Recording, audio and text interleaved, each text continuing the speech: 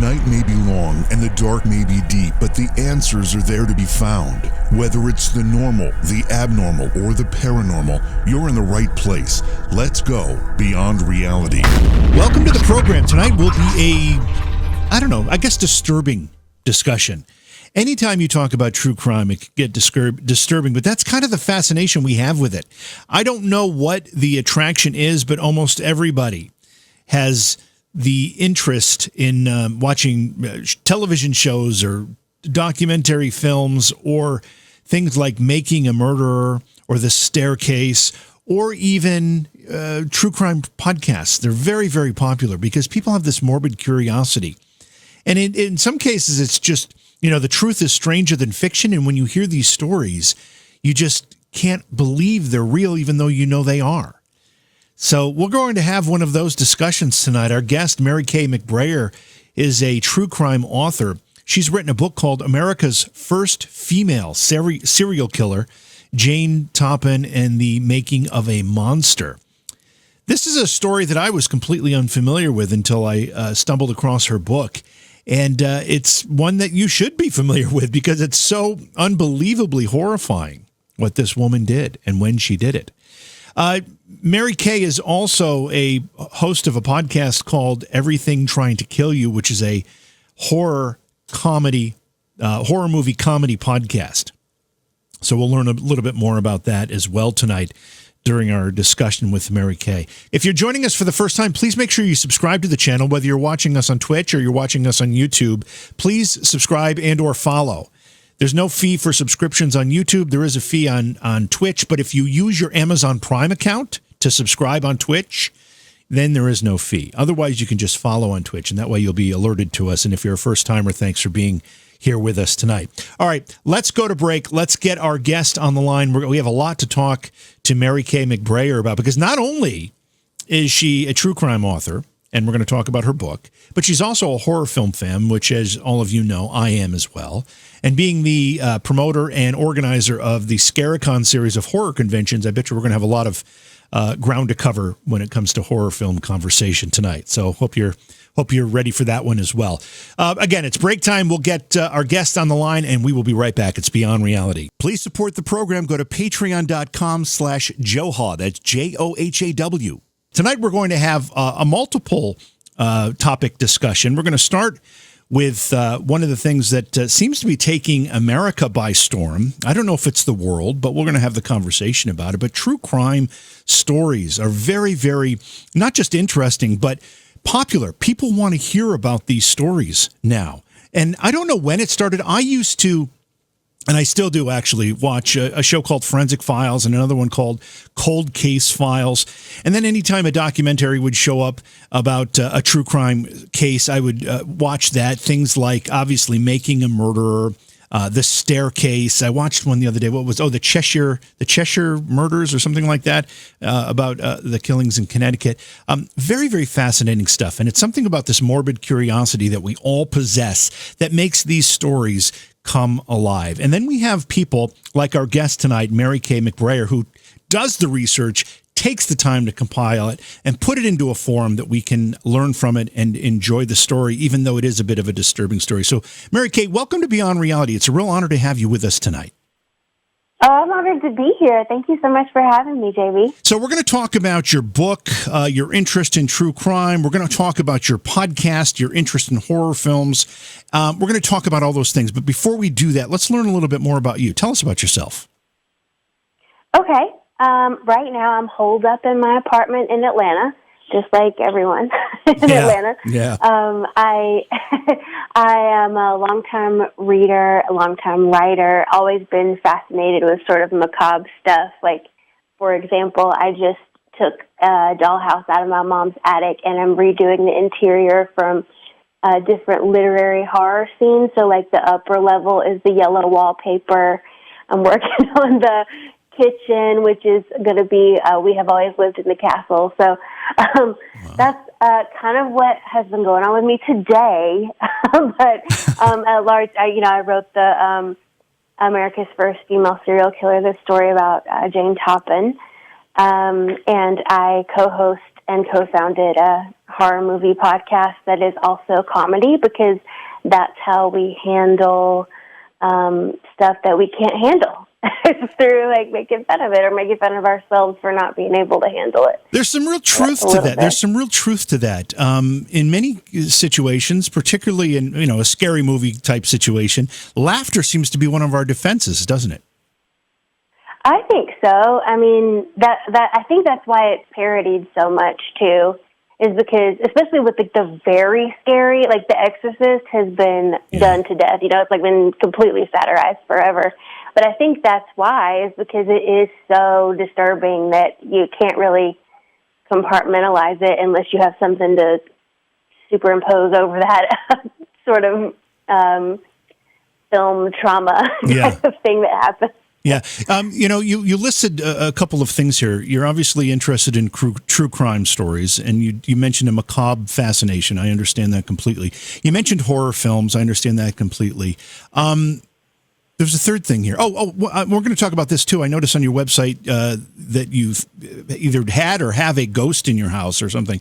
And we're going to talk about that. So you obviously have an interest in the paranormal stuff too. If I was a guest on a program and someone asked me to tell them about myself, I would list those three things, and I'd probably add that I'm a very serious musician as well. So maybe with that difference, it sounds like we have some very similar interests. But my question to you is, why do you think some people kind of develop the fascination with these darker, and I don't use darker in a good and evil sense, just these kind of macabre, interests versus people. There are people who won't go to see a scary movie. There are people that don't want to know about, real horrors in the world like true crime. What makes a difference, do you think? That's a great question. I think, for me personally, like just hearing, like, I'll tell people that I am fascinated with scary stuff, and they'll be like, "Oh no, don't tell me anymore." Like, so let's talk about something like you said. Like, they just want to totally avoid it. Yeah. And I can totally respect that. And I think it really, for me personally, and of course, I'm about to make a sweeping generalization, so you can kind of take it with a grain of salt. But we're all going for peace of mind, I think, ultimately. So some people have more peace of mind, just being like, "It's not in my mind now. Don't put it in there." And so they want to avoid everything. And then for me, because I am an anxious person, I'm just constantly thinking about what could go wrong at any given moment. So putting it in like a controlled space like TV or even in a book, although I will argue that books are scarier than things that are on screen for me generally, because, it happens in kind of the screen of your mind. So it's like, I made that happen in my brain, even though you didn't really. But, and then I think true crime is in a similar vein, where it's like, some people are like, I'm as safe as I can be, and I don't tell me anything scary that happens around me, because I can't do anything about it and it's just going to freak me out. But other people like me, I'm like, tell me all of that shit so I can avoid it. Like, I need to know everything just so I can be ready for in case it happens. So I guess that's the, based on just like conversations I've had, that's just like my anecdotal, analysis, I guess, of why people fall like on either line of that. And it definitely does seem to be somewhat polarizing, because everybody has some strong feelings about it. They just aren't always the same feelings, I think. Yeah, I think that's a great observation. I will say this, that even though there is kind of this polar divide between people who enjoy this type of, I'll call it entertainment, and those who don't, but at the same time, we look at, the history of Netflix, and Making a Murderer was one of their biggest blockbusters. And then they had the Staircase story, another true crime story. And then the Tiger King story, which was just bizarre on its own right, but it also had criminal and crime elements in it. What do you think the specific fascination with true crime is? Where does that come from?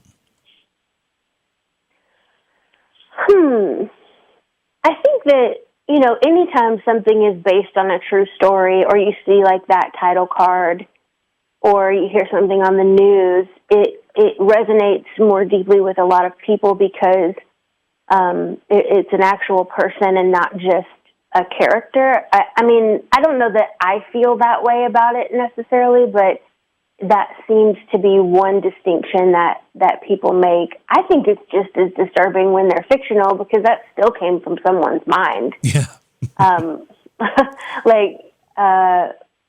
The example that comes to mind for me where it's kind of a gray area, right, is I think it just turned 30 years old, Silence of the Lambs, which will never, ever age. It is just, I mean, it has aged, and there are things that we can look back at it now and, say we had changed, but it's just such a masterpiece, and I just, like, all of those characters are fictional, but they had, Robert Ressler on the scene, who, was one, like, if y'all have seen Mindhunter, he's the one that the elder specialist is based on. So, I mean, he was a consultant. So he was like saying like, oh no, people, it's an amalgam of actual things that people did and then fictionalized. But that's just as disturbing to me. I know that a lot of people don't feel that way about it, but I think it's they might just be better at compartmentalizing than me, particularly than some people. But I do think that that's one reason why true crime is so fascinating is because we kind of take for granted when we hear the words true that it is factual and documented and it's just kind of there's no room for error when you hear true crime. Although the more we learn about the way that the human mind works, there are very few absolutes. So I guess that kind of dissolves if you think about it too hard too. What for your personal taste, do you find yourself more interested in historical true crimes that have been solved, or things that are still outstanding? There's this case, and darn it, I'm blanking on the town, but with the two young girls that were murdered, and one of them caught an image of the murderer on social. It was at Snapchat or something, and they still haven't been able to solve that case. And there's a whole bunch of there's a whole community that's developed to try to help solve that case online. And the same thing, I just watched a documentary called I think it's Disappearance at the Cecil Hotel or something like that. About that's on my list. Okay, I haven't seen it yet, but I know a little bit about the Cecil. It's really fascinating, and of course, the real hook in that is that there's this 2-minute video of the girl who disappeared right before she disappeared, and she's acting strangely. It's an elevator surveillance camera video. But anyway, for your personal taste, do you gravitate more toward the historical crimes that have been resolved in one way or another, or these more contemporary crimes that are in the process of being investigated? Oh, that's a great question. So I definitely think that there's more merit in investigating the unsolved cases because good can come of that. Generally, if you can be one of the citizen sleuths, absolutely do that because you could help. Even if you don't help solve that case, people can learn from the tactics that you've taken. It keeps it in the public eye. Like there's all kinds of merit behind the unsolved cases. However, me personally, I don't have the emotional fortitude to handle that level of suspecting and paranoia. So for me, I like the historical solved crimes, even though, of course, with all of the technology that we have now, it will never be solved to the degree that we want it to be in even like the recent past because it's just developing at such a rate. But I do like the historical ones for that reason, kind of like Jane Toppin's story happened at in the Gilded Age at the turn of the century, and I was just equally as fascinated with like the murders as the way she would have grown up. Like I remember researching like Victorians were nuts about their funeral rites. Like there was a whole etiquette and just it was just like who could mourn the best, and I was just fascinated with that. So I like the historical ones not only because there's usually some sort of piece in, like, even if they're not solved, it's like, well, it was a long, long time ago. Like, now we could probably solve it. Even if that's not true, it's just sort of a sweet little lie I tell myself to make myself feel better. But I don't know that my personal interest is, I don't think it's as good as the altruism of someone who can dig into the current open cases.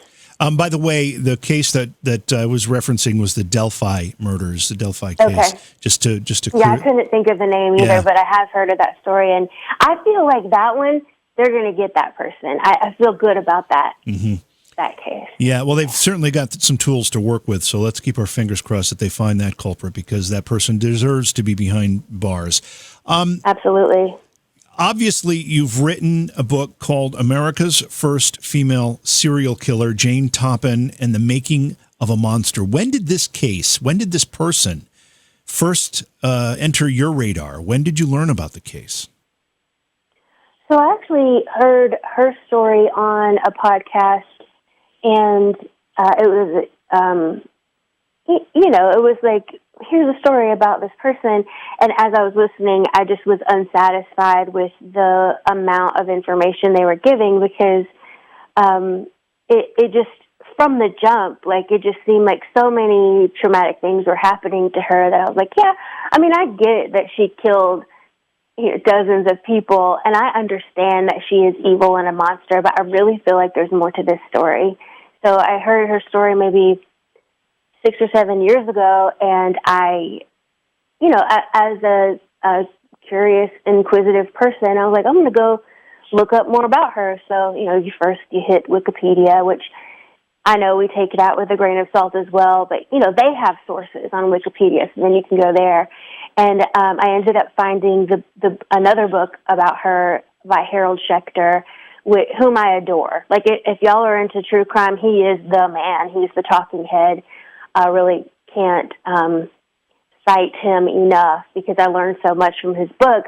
And even then, even with all of the myriad research that he had done, overturning so many stones to find small facts about her, I really just feel like the more I learned about the facts, the less I knew her as a human.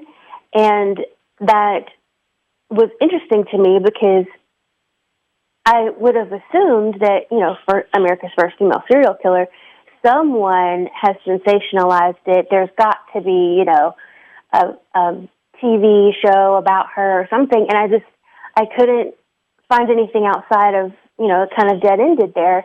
And it's not to say that book wasn't amazing. It just wasn't what I wanted from the story. So I did some outside research. I found that some court case documents. It was a really long time ago, so some of them are just gone.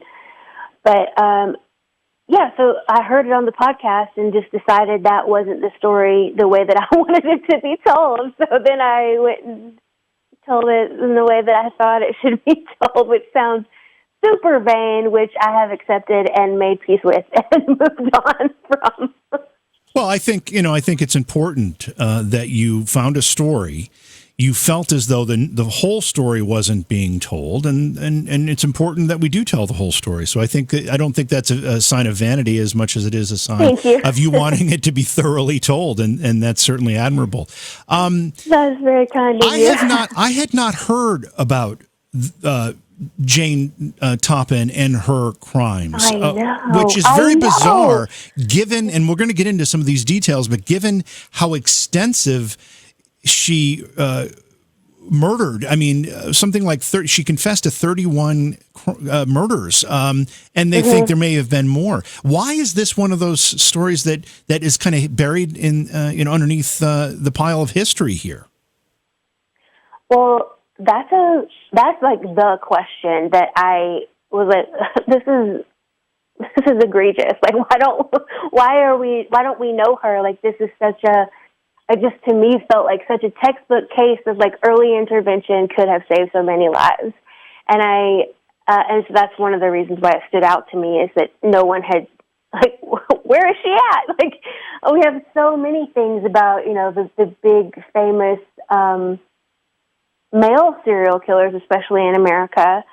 But like, there's not very much about her at all. I mean, there's, you know, the one film or maybe two about Eileen Wuornos, and then, you know, men kind of have the market cornered, which, I mean, it is what it is in some regard. But to answer your question more directly about like why she's just kind of gotten lost in history, that wasn't a question I tried to answer as I was writing the book. And I think, honestly, a big part of it is that at the time, she was not a very visible person.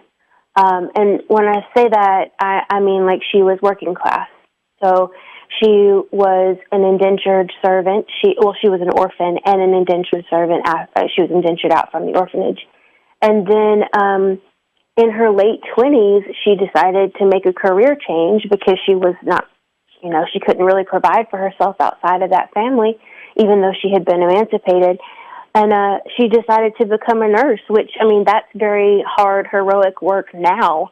And then it was just, it was a lot of custodial work, and like medicine was not very far advanced, so it was very hard work then too. So, so one thing, you know, the working class, and then secondly is it's very disturbing to think of someone whom you should trust and should be kind and should be nurturing and should save your life actually trying to kill you. And I think it's even more, I mean, for the Victorian time especially, but even now it's like, why would you go into that field if you didn't want to help people? Yeah. It just seems like such a good person thing to do. So it's upsetting, right, that could happen. And then a third reason I think why she's been kind of buried is, well, it was kind of embarrassing for the professionals at the time. Like, this woman she killed 31 people at least in, you know, just a few years. And it's like, what were y'all doing? Like, who were you looking at? Like, she has a trail of bodies in her wake. What's going on? So I think that those are the three biggest reasons. And I will say this too, I forgot about this. Historically, she was eclipsed by, or her story, not her, but her actual headlines, right? Like in the paper, she would have been in the headlines, except for that President McKinley was assassinated, or he was attempted. Assassination was attempted, and then they were just kind of keeping up with that because, and I had forgotten about this because it, you know, like you said, you know, there's so much history, it gets buried. But when I was researching it, I had forgotten that he got shot and the bullet stayed in him and they didn't have a doctor. So a veterinarian came to look and he was like, oh yeah, he's fine. It missed everything. Just leave that bullet in there. And then he, you know, got lead poisoning in his blood and ended up dying. But it took a long time. So that was like all of the headlines. And then they had to go find Theodore Roosevelt. So it was like a lot of big story stuff buried that sensation just timing-wise. Like Lizzie Borden happened shortly, or I think a couple years after that. My mind is not super sharp on that point, but we all know who she is. So I think those four reasons I think are the big four. Yeah, I have a note in my list of questions and notes here that she was a contemporary of Lizzie Borden's. Lizzie Borden's crimes were in 1892. Okay, so a little before. Okay. And I really should know this too, but Jack the Ripper's crimes were somewhere in that scope of dates as well. So there's a lot of weirdness happening. But you make a really, really good point because we often forget. We're so used to being able to go to the television and turn on one of 20 different channels that are 24-hour either news or specifically talking about things like these crime stories, whether it's current, contemporary, or past stories, and being able to see the coverage of these things in real time, many cases, but constantly. That's not the way it was. You had one or two newspapers in a community, and you had to rely on what they were telling you because you didn't have any other options. There was no broadcast media in the late 19th century. So, sometimes these things just got forgotten because, as you said, there were bigger headlines of the day, and they took most of the attention away from people. Yep, exactly. And I think that there's something to be said, too, about having few news sources, because I was able to find a lot of those, which was a damn delight, just being in the basement of a private university library. They just let you in. Like, any library will be like, oh, just, sign your name. Okay, what do you want to look at? It's amazing. Libraries are amazing. Anyway, kind of got sidetracked, but just, like, scrolling through the records of those newspapers and reading it and just being like, okay, I know that she didn't say that. I didn't even know her. And I just know that that sentence put together that way does not make sense for this woman to have said. Like, I know that y'all have changed some stuff. So there's that, too, to consider of they were trying to sell papers. I mean, we see that now as well. Like, we're more sensational the news story, the more likely people are to consume it. But then it was just like there was not even anyone to really check that.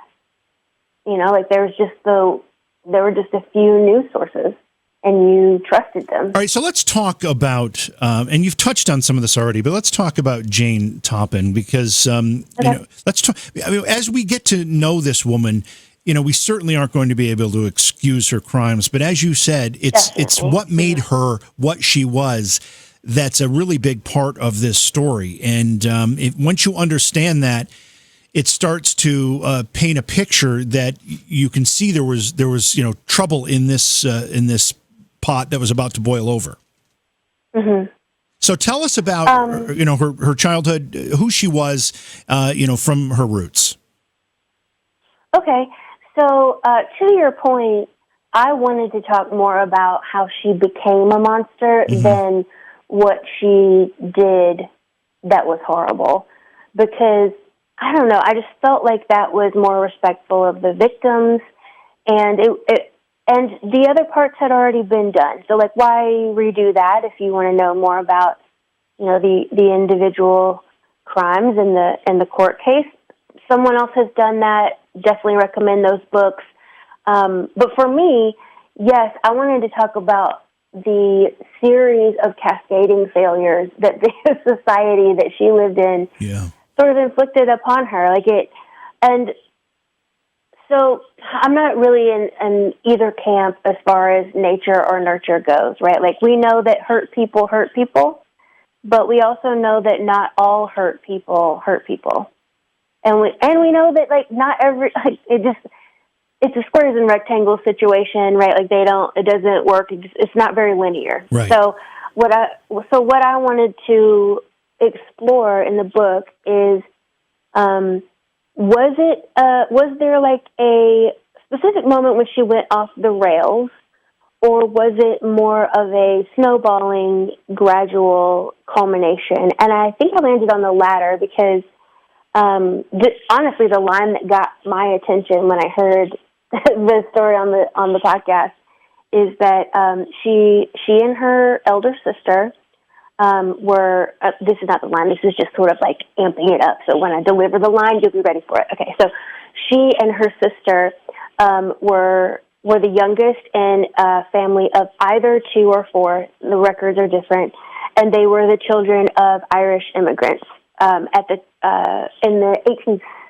late 60s, early 70s. I can't remember the exact date offhand, which was a real bad time to be an Irish immigrant in America. It was because it was, the situation in Ireland was terrible, and then there were blatantly prejudiced policies against Irish as well. Like, people who were hiring would put signs in the window saying "No Irish need apply." So they immigrated with the hope of a better life, and were kind of still destitute. So to add to that, which is just this situation, her mother died of tuberculosis when she was an infant, and then her father, who apparently the family had some history with mental illness. It wasn't very much detailed in the research. I think not only because psychological science has advanced so far since then, but also because those records weren't kept for someone like Peter Kelly at the time. So the line that got my attention is after he surrendered his 2 daughters to the Boston Female Asylum, which was the Orphanage. He was a tailor, and he tried to sew his own eyelids shut. Oh, geez. Yeah. So let's hold on for a second. Let's just kind of summarize where we are here. So you've got this Irish immigrant family that emigrate to the United States. They're in the Boston area, right? That's where they come to. Yes, and they're outside of Boston, so in like the Lowell area, I believe. And we know that area has a very rich Irish ancestry. There's a very rich Irish culture there. A lot of folks from Ireland did emigrate to that area, part of the United States. Right. So she's there. Her mother dies when she's an infant. She's got an older sister. She has another sibling too, right? Aren't there 3 of them?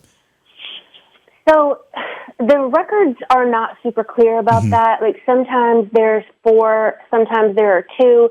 But when there are 4, 2 of them have the same name. Oh. So it's kind of dicey, like somebody was in a hurry when they wrote it down type of thing. Yeah. Like a clerical error possibly.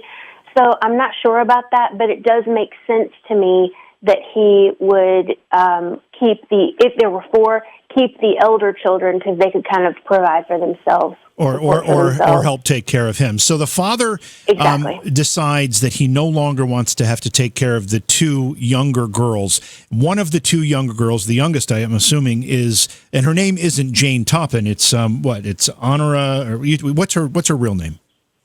So her given name is Honora Kelly. Honora Kelly, and she's the baby. And I don't know that he so much as couldn't be bothered to take care of them. So much as he could kind of be, from what I've read, he could tell that he was not doing well and that he couldn't take care of them. Yeah, well, he ends up trying to sew his own eyelids shut. There's a problem there. And in fact, I think I read somewhere that he had a nickname, Kelly the Crack, for crackpot, right? I mean, so he was a notoriously odd fellow, from what I understand. Yeah, that's my understanding of it, too. And I think that some of his oddness came from both mental illness and probably trying to self-medicate with alcohol. Right. So at some point, the father decides that he can't or doesn't want to take care of these 2 younger girls, and he goes to the orphanage or the girls' home and drops them off, basically. Basically, yes. He had to sign over his parental rights so that the girls could be indentured out so someone could take care of them. And they could take care of their house as well. So, and that's what ends up happening to Jane. And this is how actually she takes this name actually at that point. But she gets sent to a home and becomes an indentured servant. We don't have those now, but that's basically, right. I mean, that's just one thing shy of a slave. Yes, it wasn't slavery. But it wasn't because it wasn't called that. Right. I think. Right. So she was indentured out earlier than was the standard. So they got extra work out of her. And then the contract went that when she would work in the house, maid of all work, cleaning, cooking, pretty much keeping the house. She is the housekeeper. A child, 8 to 10. And then when she turned 18, she would get money enough to buy a new set of clothes, and that was it. And you were done. Your contract was done, and now you can do whatever you want. So that didn't really set up anyone to take care of themselves. So what would often happen is they would stay on because they didn't know what else to do, and that's exactly what she did. So she's working for this family for years. Does she just take their last name, or do they make her take the last name? Do we know? Oh yeah, they made her take it. They made her take their name because they didn't want her to have an Irish name. So they changed her name to Jane Toppan, but they never formally adopted her, which is a real slap in the face because that was they adopted her when she was so young that was most of what she knew of the family. Okay, so she has their surname now, and at some point she actually tries to make an honest go at a career. Tell us what she does next. Yeah, so it actually takes a while for her to change her mind, but she decided one day, I believe she was 28 years old, she just decided she was going to go to nursing school, which even in today's culture where, we can do anything, it's very uncommon to change careers in your late 20s. Right. You can do it. It can be done, but it's very uncommon, and it is less common even for women to do it. Especially with something as difficult as a nursing degree. But, she's like, whatever, I can do whatever I want, because she was kind of awesome. Like, she was a genius. People loved being around her. She was super friendly. She had the best stories. She had the best gossip. Like, she could really work a room, which was perfect for nursing because they had so many patients. None of the nurses liked her, but all of the doctors did, because she was crushing it. Like, she was just killing it. Like, she would think of things that they needed before they needed them. And it probably helped too that she had, some working years over the other students. But, she went to, I can't remember which one is first now, but one of the most prestigious colleges in Boston. It was either Massachusetts General or Cambridge. She ended up going to both of them, but I can't remember which one is first offhand. So she decides she decides she's going to be a nurse. And, which is one of the most noble professions. Truly. And it really takes a tremendous amount of empathy and the desire to want to care for people. Now, do we know at that point in her life when she's training to be a nurse, has she started to exhibit any of these, I don't know, what we would call, hints or signs that she might be headed down a road of trouble? Do we learn anything about her life at that point that suggests that might be happening? So there's not much documented about her childhood or young adulthood, really. So that's anyone's guess. My guess is that there would have been some sort of early determining traits where it's like, you might not be a murderer later, but you kind of hitting the trifecta. Like they have the McDonald trifecta where, like, if you torture animals, like, let's keep an eye on this kid type thing. Right. Doesn't necessarily mean that you're going to be evil, but it kind of shows that you might have the proclivity to do it if you can do that. So I don't know that in particular would have been the case, but I can imagine just me, myself, as like a naturally somewhat defiant person, if I was brought into a home with a girl who, I would look at like a sister and she was given all of the privilege and I had none of it, even though I was working my ass off. Like, I wouldn't sit well with me either. Like, I would be pretty resentful of that whole situation. I don't like to think that I would hurt anybody physically, but I think that it would probably come out somehow. And I think that, and it's interesting too, because that's actually not the direction that her behavior seemed to have escalated in the hospital.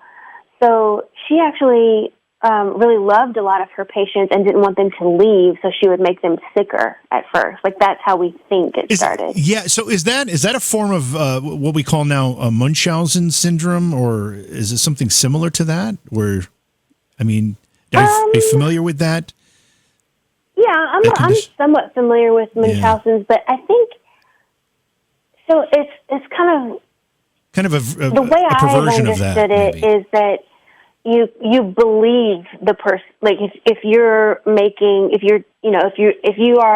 person who has Munchausen's, you believe that you are sick, but you are also making yourself sick. So if you have Munchausen's by proxy, you believe someone is sick, but you are also making them sicker, is how I've understood it. Okay, maybe, yeah. I thought it had something to do with you actually causing an illness of someone so that you get sympathy and you feel, you have some importance and that kind of thing.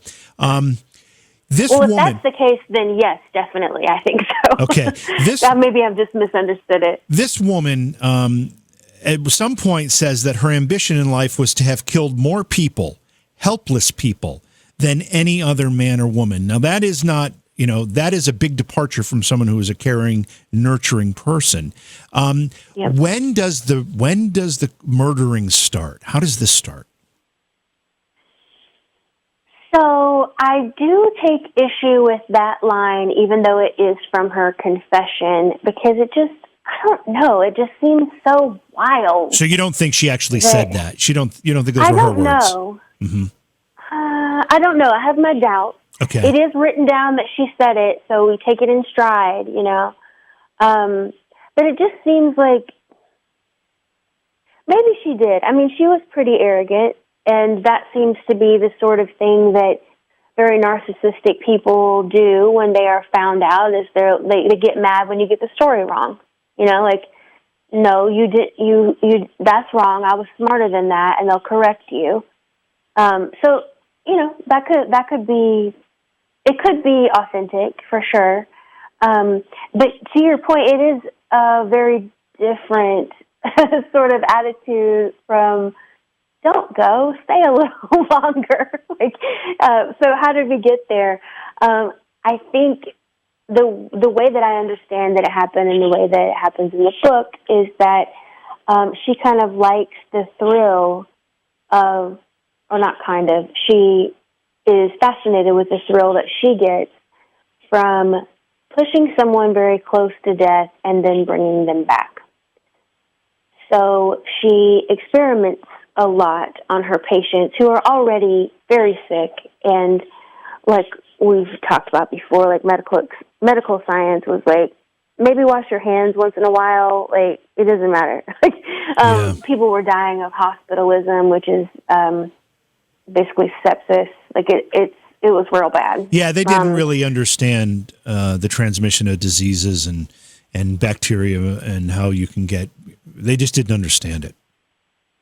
Right, and I think that even though some people understood it, it was really hard to implement when they're like, "But my hands are clean. Look at them."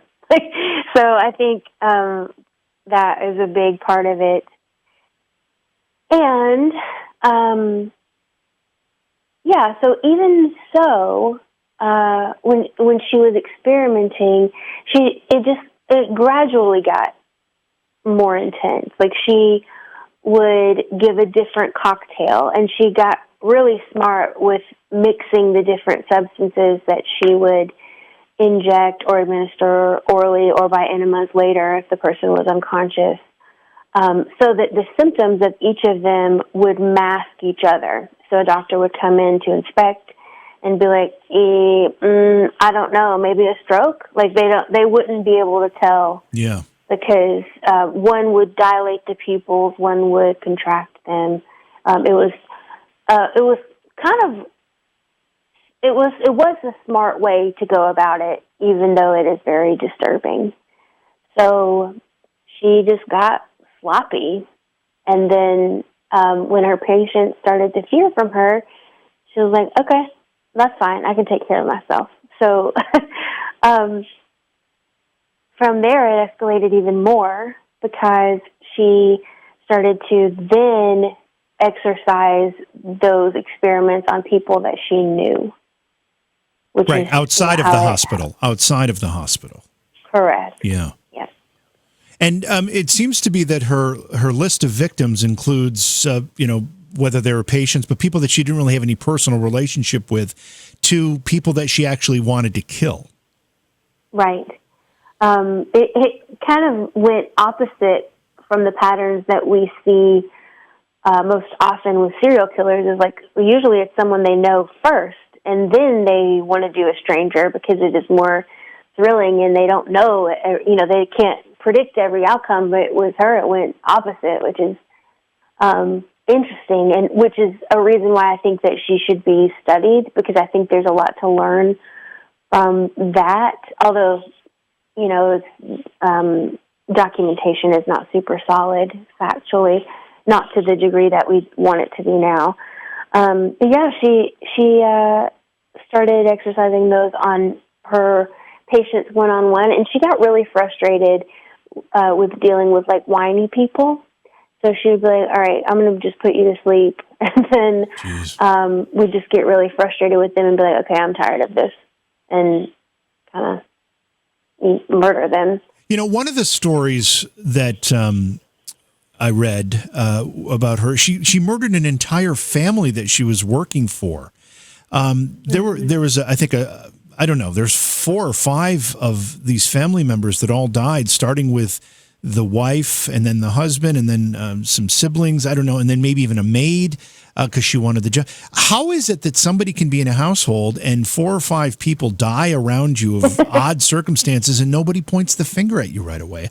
I mean, is it really that they were that maybe they couldn't believe a woman like this would do some things like that, or what was going on here? So, great question. That is the old, like that family all dying in close succession of undetermined causes is what ended up getting her caught. So you're right, they did finally pick up on it at that time. And you're also right with they didn't want to believe it of her because everyone liked her. Like, she was so fun and smart and fun to be around and like kind of cute. And I think that was a big part of it, is like they just didn't want it to be true. And I mean, we see this now. Actually, was listening to the audiobook of Malcolm Gladwell's Talking to Strangers earlier about how we kind of default to truth. So we want to believe people who are talking to us just because like it's the easier way to live. That's what humans are programmed to do. So there's that part of, she's saying like she gave someone over the counter, which was normal at the time, like strychnine for a headache. And it's like, or not strychnine, it was, chocolate covered strychnine. That's right. Yep. That was the wild thing that I found in my search and just distracted myself from. But she would give them like a regular medicine at the time for an ailment that they were actually having at the time. And then they would be very, very sick for a couple of days and then die. So they wanted to believe her because she did nurse a lot of people to health. Right. So that's part of it. And then I think as well, and we do see this now too, it's really hard to unsay something. Like once you accuse someone of something, you're either right or you're wrong and you're bad. So I think that was probably a big part of it too, is like people were very hesitant to point the finger. And this is also a very conservative Victorian society. Like they are the reasons why we have table skirts, because the legs of the table were too sexy. Like they couldn't talk about anything. That's funny. This story is fascinating. It's very complex. And just to remind folks, if you really want to learn about this story and the life of Jane Toppan, you need to read the book. It's America's First Female Serial Killer, Jane Toppan and the Making of a Monster. And before we continue with the conversation, Mary Kay, where can people find the book? Oh, thank you for asking. So it's available at all your major retailers. Like if you love Amazon and you need it like tomorrow, it's on Amazon. I like to go through Bookshop as well because you can select your independent bookstore to help out, and they need it right now because you can't right now go into the store. Although if you can go into the store, your independent bookseller will also, it's distributed through Ingram, so they can get it there for you. And if you definitely need a signed copy, I have a couple, so just like find me on social media and we will hook it up. All right. So one of the more bizarre aspects of this case, and I don't know if you went into this at all, but it's reported that Jane got a certain amount of sexual gratification from some of these murders. What do we know about that? So I did go there. And the woman who kind of put the nail in the coffin is one of her surviving victims. Her name is Amelia Finney. She was in the hospital for, I always get the procedure wrong, but she had a procedure done on her uterus with silver nitrate, which sounds excruciating now. So she was in the hospital, and she is the testimony again, and I could not find the actual testimony, which kind of broke my heart, but we have records of it, like secondhand and in the newspaper, of her, being upset in the middle of the night, not being able to sleep, and Jane came and gave her something that made her sort of groggy and hallucinate and also fidget, and tried to give her more of it, and she said she refused, and then she has a memory of her getting into bed with her, which I cannot imagine how difficult it must have been for that woman to testify. So long later, where she had way repressed it, just been that had to have been just a night terror. That had to have been real. That had to have been not real. That had to have been something that I invented, because that's horrifying. Everything that we've talked about is horrifying, but that especially, where you've already gone through this terrible procedure, and now you can't sleep. Now your nurse is trying to get into bed with you. It's just awful. But she ended up coming forward and testifying after the Davis family was annihilated, and she's the one who, because all of the other victims were dead. She was the only one who came forward. I'm a little uncertain of your position on this. Are you saying that you don't believe it happened, that this was somehow a hallucination, or are you saying that it did happen and it was just a nightmare? Oh no, I think that it definitely did happen. Okay. And I think, I believe her 100%. Yeah. I think it goes to her credit that she did testify. I think that she probably had tried to forget it by saying it was a nightmare. Did Jane admit to any of these things? I mean, it's also reported that she would, not just with this particular victim who survived, but with the others, she would lie with them and hold them while they died. That had to come from somewhere. Did that come from her confession or from a trial? Where did that come out? Or just that one example, and they assumed it was the case for all of them? So that example did come out in the trial. And I believe that because she was, and I don't want to give too much of the ending away, although, it did happen 100 years ago, so, it's not a spoiler, or more than 100.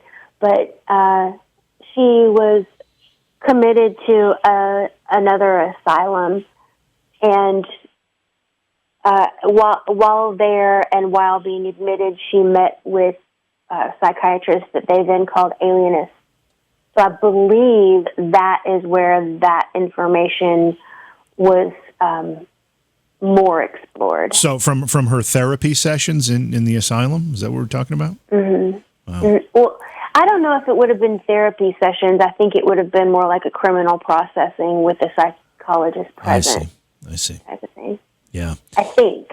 But I'm not super confident on that answer, but that's what I thought of, so I'm not sure. We know the confession. I think the confession was to 31 separate murders. Do we know whether that's an exaggeration? Do we believe that it's more than that? Is there any other information that can support it one way or the other? So the 31 is not clear, and she does say that she may have forgotten some in the hospital, but there is a list. I believe it's on her confession, and I believe that list is of 14 certain victims. Right. I think.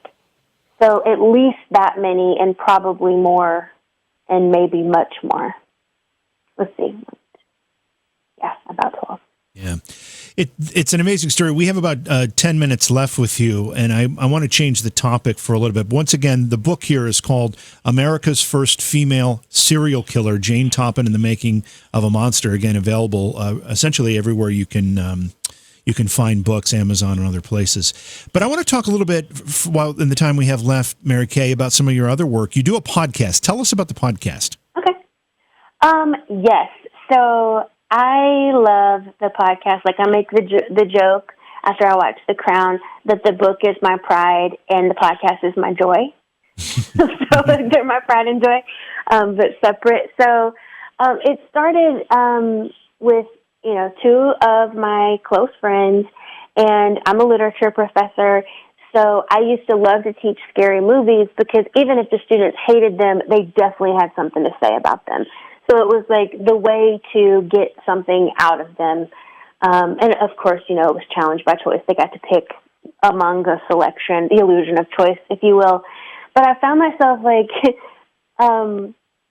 I want to talk during the discussion too. And a good teacher doesn't really talk that much. Like, they make the other people get there on their own. Right. So I was like, well, I have good thoughts too, and not all of them are appropriate. So let's make a podcast.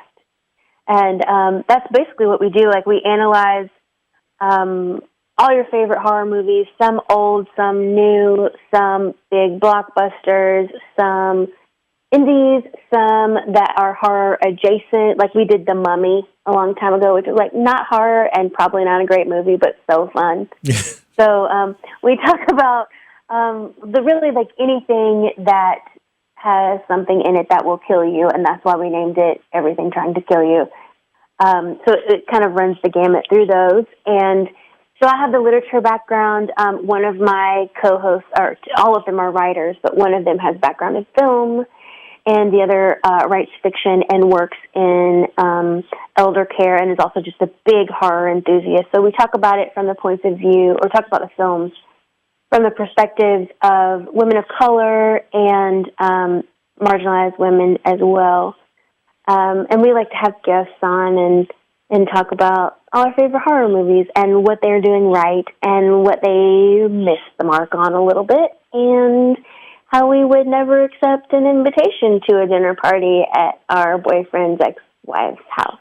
Just things that are like totally implausible that happen in horror movies. We like to rip on that mercilessly. That sounds like a lot of fun, and I'm assuming the podcast can be found essentially wherever podcasts are found. Pretty much, yeah. We got the big ones. We got it on Apple Podcasts, Google Play, the big ones.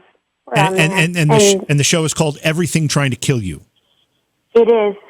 That's right. So I have to ask you. So I'm a horror fan as well. In fact, to the point where I have my own series of horror conventions that I organize, run, and promote called Scaricon. And so I'm really into this, and I'm curious what some of your favorite horror films are. Oh, okay. So, I'm so excited. I think the scariest movie I've ever seen is The Witch by Robert Eggers. That movie haunts me to my core. Every time I see it, a fresh hell opens before me, like something happened in it that I didn't notice before. It's so tight, and all of the performances are magical. So that's probably one of my favorites. One of my recent watches that I was fascinated with is Horse Girl, starring Alison Brie. Did you see that? Horror Squirrel? Horse Girl. Oh. Sorry, I'm real country. Oh, that's all right. Horse Girl. Gotcha. Okay. Yeah. I have not seen that. No. Oh, well, it's on Netflix, and you're in for a treat whenever you do, because it's smart, and Alison Brie is a national treasure. It's really pretty too. So that's one of my favorites. Jordan Peele can do no wrong, of course. And just some others that I'm obsessed with. It's a good list there. I mean, that's a great start for sure. Oh, thank you. Yeah. Do you have a favorite? I'm a classic horror fan for the most part. When I say classic, I mean black and white classics. I mean, those are my favorites. Okay. And they're awfully campy in many cases. They're not particularly scary by today's standards. They're just, there's something charming about them to me. I love those stories. However, having said that, there are some really good horror films. One of the, there's a couple that have come out in the last 10 years or so that the same as The Witch for you, haunt me. One of them is called Lake Mungo. Have you seen that? I have not seen it, but I have heard of it. Yeah, that's a good one. I like the found footage / kind of reality approach to some of the horror. And I'm not a gore fan. I don't like gory films. That kind of horror does not, doesn't do it for me. I prefer the more psychological horror. And I'm really blanking. I wasn't prepared to offer a list, so I'm blanking. And it's not an easy thing to do.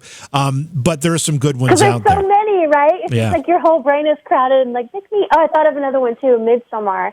That one was real good. Oh, I haven't seen that one either. Okay, so it sounds like I have some films to watch for sure. Me too.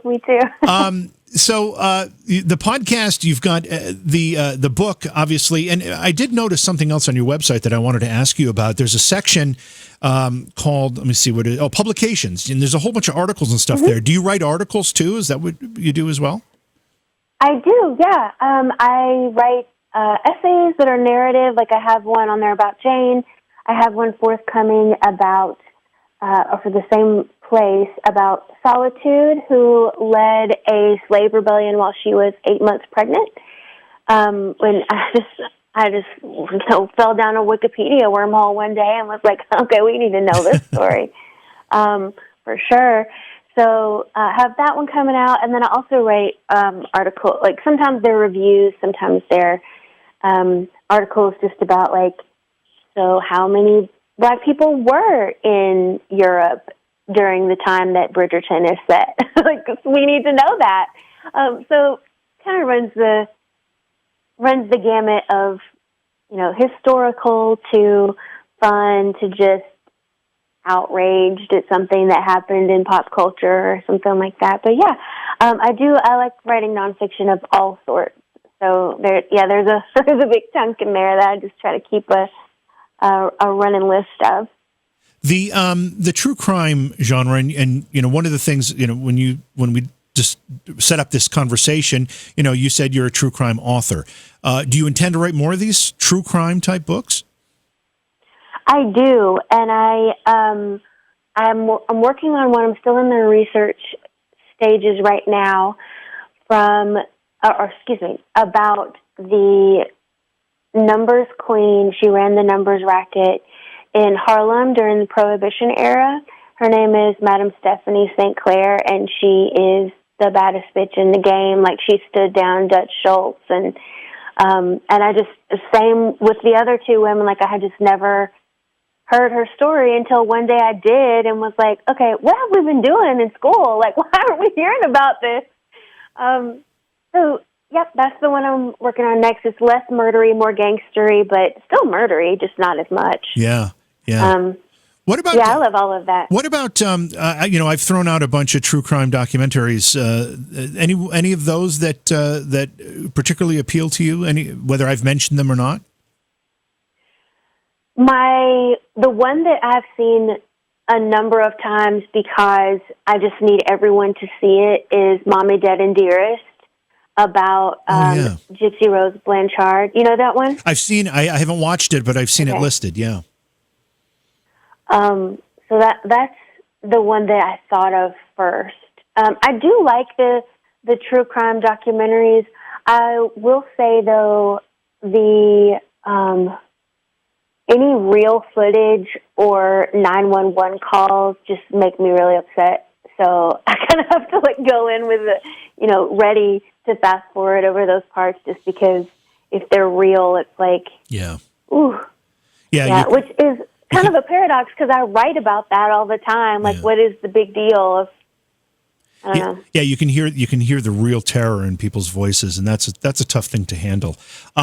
And the last thing we need to talk about tonight before I let you go is this ghost in your house.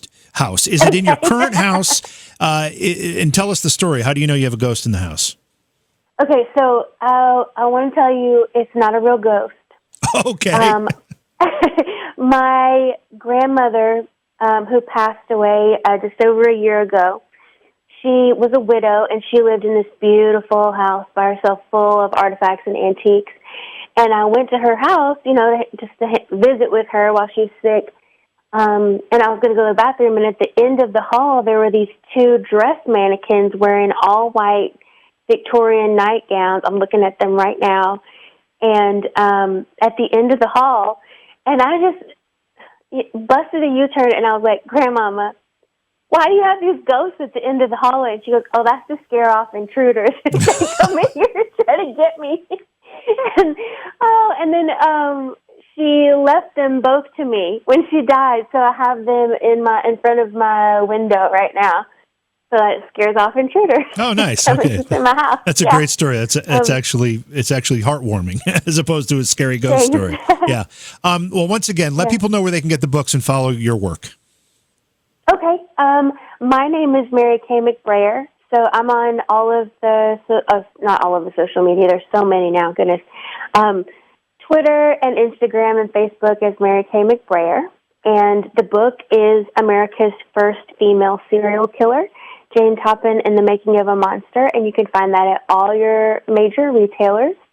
And the podcast is Everything Trying to Kill You, and you can find that pretty much anywhere you like to catch your podcast. That's true. So, thank y'all so much for listening, and this was so fun. And thank you, Amy, well, thank you. My pleasure, and I appreciate you being here. And stay in touch with us. Let us know, on any of your projects that you're working on, because we'd love to have you back sometime. Well, thank you so much, and I'm coming to Scaricon. I'm going to wear one of these nightgowns. Oh, perfect. Perfect. See you there. All right. Beyond Reality Paranormal is hosted by J.V. Johnson and produced by Orion Palmer and Slick Eddie Edwards. Like us on Facebook and subscribe to our YouTube channel. Please consider supporting the program either through your podcast platform, click on the link in the description, or on Patreon at Joha Productions. If you'd like to be a guest on Beyond Reality Paranormal, or you have a recommendation for a guest, contact our producer, Slick Eddie Edwards. Eddie is spelled with a Y at slickeddieedwards@gmail.com.